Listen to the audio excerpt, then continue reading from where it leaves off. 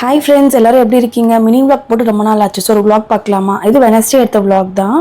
So காலையில் பாப்பா வந்து அவரோட சேர்ந்து ஆஃபீஸ் போகணும்னு சொல்லி ஒரு வம்பு பண்ணிட்டா. அப்புறம் இந்த டப்பில் கொஞ்சம் தண்ணி ஊற்றி ஸ்விம்மிங் பூல் மாதிரி ரெடி பண்ணி விளையாட வச்சுட்டேன். இன்றைக்கி லஞ்ச் வந்து மீன் குழம்பும் மீன் ஃப்ரை தான். ஸோ யூஸ்வலாக வாங்குற மீன் தான். பொடி வந்து வீட்லேயே அரைச்சி பொடி நல்ல மீன் குழம்பு பண்ணிடுறது. லாஸ்ட் 10 டேஸாக சுத்தமாக மாவு இல்லை. ஸோ இன்றைக்கி மாவாட்டுற வேலையும் இருந்துச்சு. ஸோ பேரலாக லஞ்ச் பண்ணிட்டு அப்படியே மாவாட்டுற வேலையும் முடிச்சாச்சு. ஸோ லஞ்ச் வந்து ஃபிஷ் ஃப்ரை, ஃபிஷ் குழம்பும் ரைஸ் தான். லாஸ்ட்டாக போட்ட மினி விளாக்ல அக்ஷய திருதியில் வந்து பாப்பாவுக்கு ஜுவல் எடுத்து சொல்லியிருப்பேன். அந்த ஜுவல் வந்து ஸ்ட்ரெட் தான் எடுத்திருந்தோம். அது வந்து திருகாணி மாதிரி இல்லை, ஸ்க்ரூ டைப் தான் இருந்துச்சு. ஸோ அதை வந்து மாற்றுறதுக்காக கொடுத்துருந்தோம் கடையில்.